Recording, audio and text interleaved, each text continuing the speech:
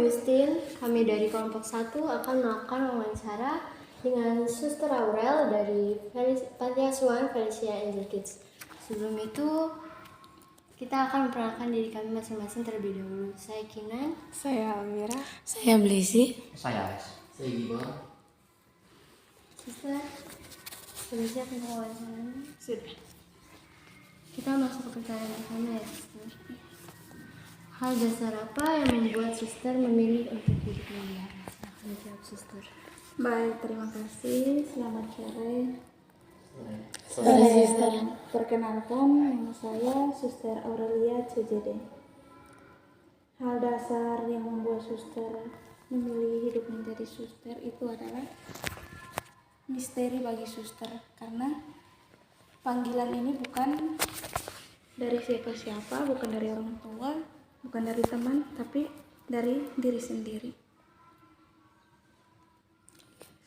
Oke. Selanjutnya kita ke pertanyaan yang kedua. Tugas-tugas apa saja yang dijalani oleh suster dalam kehidupan membiara?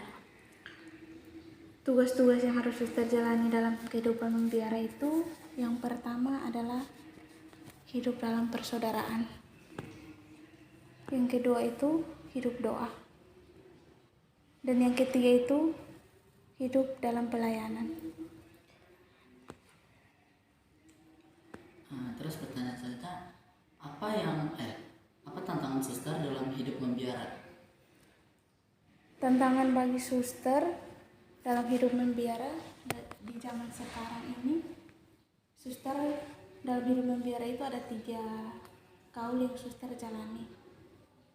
Yang menjadi tantangan buat suster itu adalah hidup dalam ketaatan, karena hidup dalam biara itu harus taat, melakukan segala sesuatu itu harus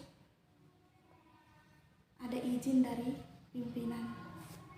Nah, yang menjadi tantangan suster itu karena di zaman sekarang banyak hal yang suster lakukan itu tanpa izin.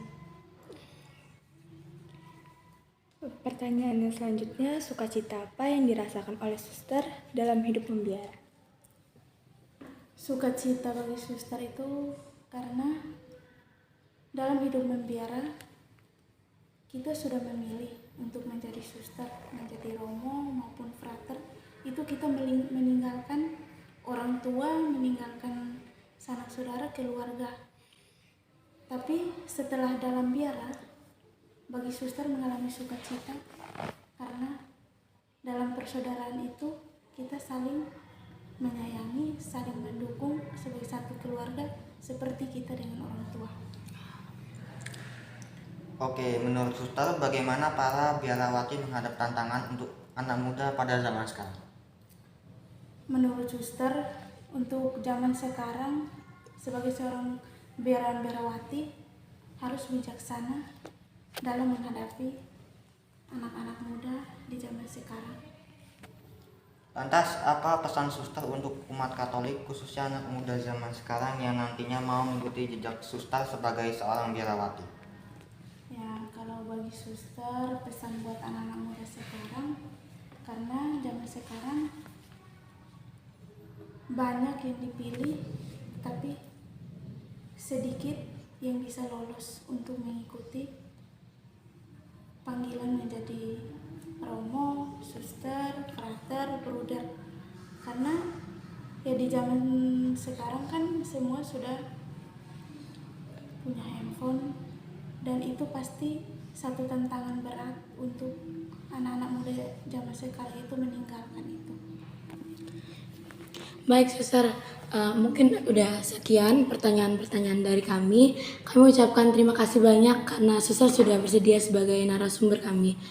Sekian video dari kami dengan Suster Aurel. Terima kasih.